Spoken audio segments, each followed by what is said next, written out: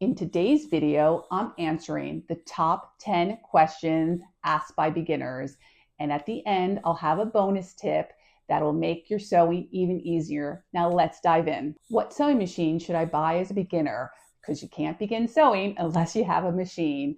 And it's very tempting to buy the most expensive one with all the bells and whistles, but I think that is a mistake generally because you do not need all of those features and they become confusing and overwhelming. You really just need a very simple machine. The most important things when you look out for a machine is that it has a straight stitch, a zigzag stitch, and if you plan to put buttonholes in, a buttonhole feature. So I don't do buttonholes a lot, but I would still, it's important to have that feature. So there's only three things that you really need. All the other stitches I never use and they're not very useful. The most common brands are Singer, Brother, and Jacome.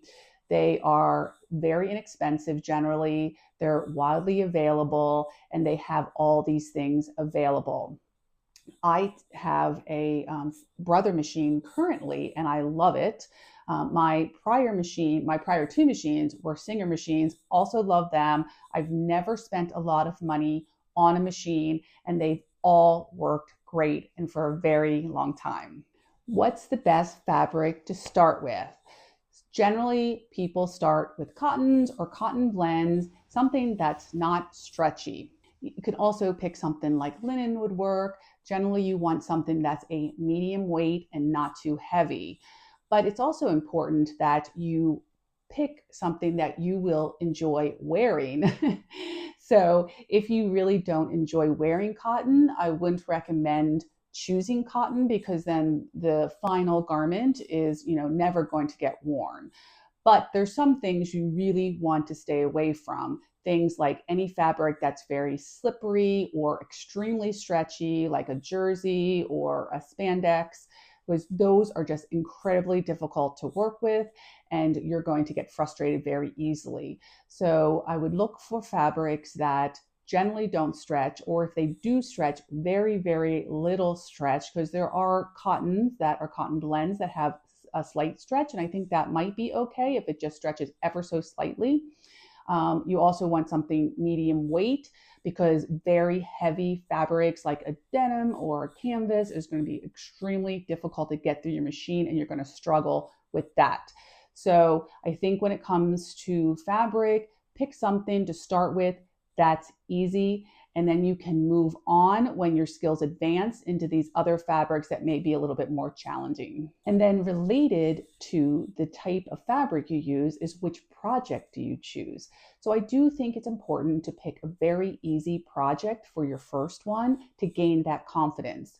I think that if you're going to choose a cotton, like I just mentioned, is the easiest fabric to work with, and it is, I would choose a non-garment project, something like a tote bag or perhaps a pillowcase, maybe even a bucket hat. That might be a little bit more challenging, but those first two are actually very easy, and cotton is a great fabric for those items. So you might want to choose the easy fabric cotton with a very easy project, like one of these non-garment projects for your first one, just to start understanding how it all works. Then there's also some a little bit more challenging, but still very easy projects like a three-tiered gathered skirt, which doesn't even require a pattern. You create the pattern on your own based on your measurements. So if you want to get started on this easy skirt project, you can download the free guide, which gives you step-by-step exactly how to measure yourself, how to create the pattern, and how to sew the skirt. The link is in the description below. But make sure you pick a project that you're really interested in to keep you motivated. Why does my fabric keep getting stuck in the machine? That is so frustrating, and it happens to me still. There's three ways you can help prevent this. The first thing that I typically do is start in from the edge of the fabric about a half an inch, maybe a quarter inch, something like that, a centimeter, and that'll prevent that fabric, particularly lighter weight fabric, this tends to happen with, from getting sucked down. So then you backstitch there about a half an inch in, and then you can continue your seam. But then once you're done with that seam, I do turn my fabric around and then finish that little half inch off so you don't have the end of your seam being open there. The second thing you'd want to check is that you threaded the machine properly. Make sure that your upper machine is threaded properly and that your bobbin is threaded properly, because if those are not, that can cause problems. And the third things that you'd want to check is that you're using the correct needle. If your needle is too lightweight for the fabric, it'll be very hard to puncture the fabric, and it could cause it to push the fabric down in. So I did create a guide of how to choose the proper needle. You can get the link in the description below, so you can always have confidence that you're choosing the correct needle size based on your fabric and your project. How do I sew a straight line? This is one of the most fundamental skills and very important. Practice will help a lot, but there's also a few things you can do to speed up the time to master this skill. The first thing you do is not look at the needle. You do not want to watch the needle going up and down. There are guides on your plate there, the metal plate next to your needle. So line up your fabric on whichever guide is, that you want, and you follow that along. So that's where you're looking at that fabric going through and next to that guide. And just slow down. It's much easier to sew a straight line if you're going very slowly. There's a variety of ways to do that. You have your pedal, just put less pressure on the pedal, and then that'll go very slowly.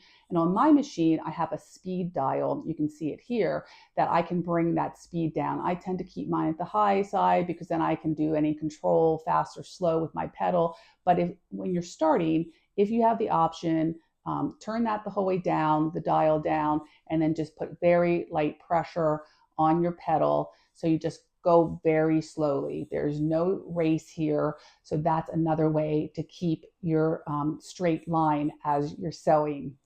And the third way is to put a piece of tape, or there's actually these metal guides, like magnetic guides that you can purchase, that will also help you. It's sort of like following the guides on your machine, but if you have like a metal guide, it has a little bit of a ridge, so it might be easier for your fabric to go along those. I've never used one, but I could see that would be useful if you are struggling to keep that line straight.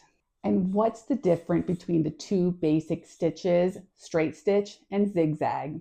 So a straight stitch you're going to be using most of the time. So most of your seams, you just use a typical straight stitch, but you would want to move to a zigzag stitch if you're working with a stretchy fabric, because then the zigzag stitch allows it to stretch a bit instead, so those seams don't break with the stretch. Or if you want to finish off your seam and not, to prevent the fraying of your edges, you would also use the zigzag there. Now, I prefer to use a serger to finish my edges. And if you have a serger, then that you would finish your edges that way. And you can also actually just sew with your serger for any stretchy fabrics without going to the sewing machine at all. But if you do not have a serger, that's what you'd use the zigzag stitch for. What's a seam allowance and how much should I use? So the seam allowance is the difference between the edge of the fabric and your seam line. There's generally 3 different seam allowances that people use. Most commercial patterns use a 5-inch seam allowance. It's a little easier because then if you do need to take garment out a bit, you have a little room to do that. A lot of people who do their own pattern making will add 1/2-inch seam allowances. That's what I do. I prefer a 1/2-inch seam allowance. And then there's the 1/4-inch seam allowance, which I use around curves. So around my armhole or my neckline, it just gives less bulk when you have less of a seam allowance. Also, quilters often use the 1/4-inch seam allowance. I don't quilt, but that's what I hear from them, that they like 1/4 inch seam allowances, probably because of less bulk. So make sure whatever pattern you're using that you apply the seam allowances as per the instructions, or if you're creating your own pattern, you decide which seam allowance you want to use. Why do I need to backstitch at the beginning and end of all my seams? Backstitching prevents the seam from unraveling. It's basically like tying a knot. So when you go forward and backstitch, it really secures that seam. So what you want to do is, as we said, you might want to start in maybe 1/4 to 1/2 inch at the edge of your start of your seam. Go forward a few stitches and then backstitch, and then go forward again and then continue your seam at the very end. Once you get to the end, you backstitch for maybe 3 or 4 stitches and then go off the end. So it's really important to do this. Otherwise, areas of your garment that you're moving around a lot, it could unravel, and that would be a problem. How do I stop the fabric edges from fraying? This is just very frustrating and also doesn't look good and can weaken your seams if the fabric frays over time with wear and with washing. So there's 3 ways you can prevent this fraying. The first way is to get some pinking shears, and you can cut the edges of your fabric, and that would prevent fraying. The second way is, as we discussed earlier, you can use your zigzag stitch, which, almost everyone, I would think everyone has that on their machine. So you just zigzag down the seam edge, and that would also prevent fraying. My favorite way is serging. So I serge my edges, but you do not need a serger if you don't have one. One of those other 2 options is equally as good. And the bonus tip is, don't be afraid to make mistakes. Sewing takes practice, and everyone makes mistakes, even the most experienced sewists. So don't get disappointed. Remember that every mistake you make teaches you something, and you won't make that mistake again. Unpicking your seams is just something you're going to do all the time. I made something last weekend and I, sewed it incorrectly, and there I am unpicking, and I've been sewing for many, many years. So just enjoy the process, and remember, have fun and keep going. If you want to jump into a really easy project, check out this video here on how to make the 3-tier gathered skirt. And if you've enjoyed this video, please like and subscribe.